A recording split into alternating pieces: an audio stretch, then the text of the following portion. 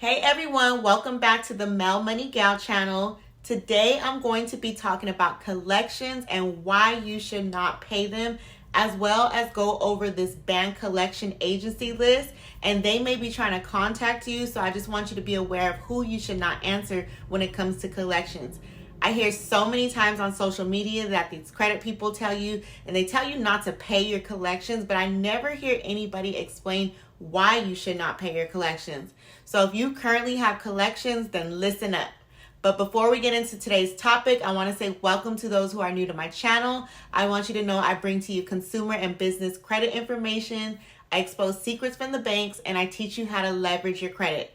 Of course, I also bring you the latest news in the financial world, because anything to do with money, credit, and finances, I'm going to be all over it. I do urge you guys to download my free ebook found on my website. My website link is in the description, so make sure you click on the free resources, and from there you can download a free ebook. If you are on a credit journey or you're wanting to start your credit journey, then please subscribe to my channel, because I would love to be a part of your credit success.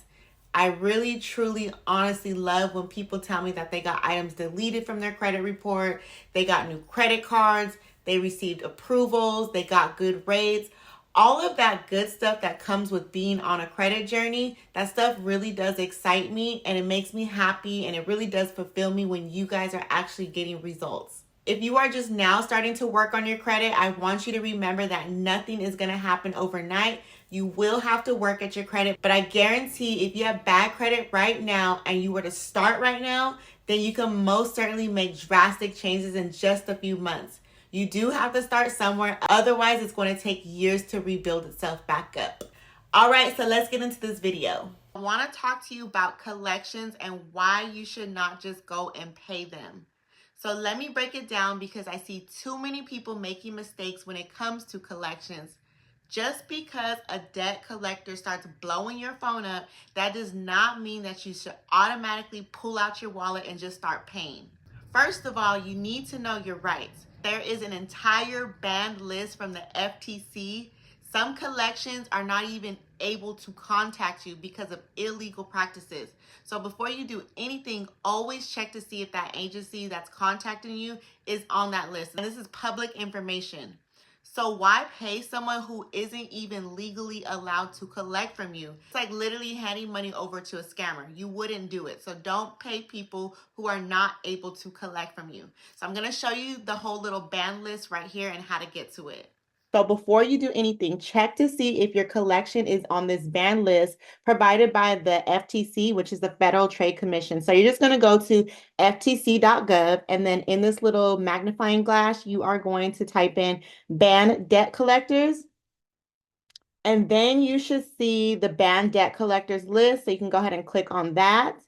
And then look at this list and see if any of those collection agencies or agency that is trying to contact you is on this list. And if you see them here, you do not need to pay them. Look, I'm still scrolling. There's so many on here. So check to see if they're on here. Okay, so in addition to that agency possibly being on that ban list, one of the biggest misconceptions is that paying your collection is going to fix your credit. No, that is not always how it works. Paying a collection does not automatically mean that a collection will be removed from your credit report unless they delete that collection from your credit report, and they probably won't unless you make them. That account will literally sit there as a paid collection, which does not look any better to lenders at all. It's still considered a negative item and can still hurt your score. So whether that collection is paid or the collection is unpaid, it still hurts you if it still sits on your credit report. So don't just pay them. You want to make sure if you do pay them, then you need to get a pay per delete in writing. Otherwise, you are wasting your time. Okay, so another thing is going to be debt validation. This is huge, y'all, because you have every right to ask a collection agency to prove that the debt is valid and that they have the authority to collect. If they don't have the authority to collect, then you don't need to pay them. If they can't provide proof, you don't need to pay them. You would be surprised how many companies cannot legally collect from you and how many companies cannot even provide that proof for you. You need things like original creditor's name, the balance owed, proof that the debt actually belongs to you. If they can't provide that, that debt is not yours. Don't just assume it's legit because they said so and because they're a company. That doesn't really mean anything. So another thing is paying a collection may reset the statute of limitations. In some states, even if you make a small payment or even if you just acknowledge the debt, admit the debt, then they can restart that clock on how long they have to legally sue you. So imagine thinking you're doing the right thing, but then you get hit with a lawsuit. That just doesn't make sense to me. Now, I'm not saying to never pay collection. That's not what I'm saying. But what I'm saying is be smart in the way you move. First of all, you always want to check to see if that collection is on the FTC ban list. Second, demand debt validation. Third, negotiate. Don't just hand over the full amount. You can often settle for a way lesser amount. And then make sure you also get a pay per delete agreement in writing. That way the account gets removed from your credit report. If you're not getting that pay per delete in writing and settling for a lesser amount, then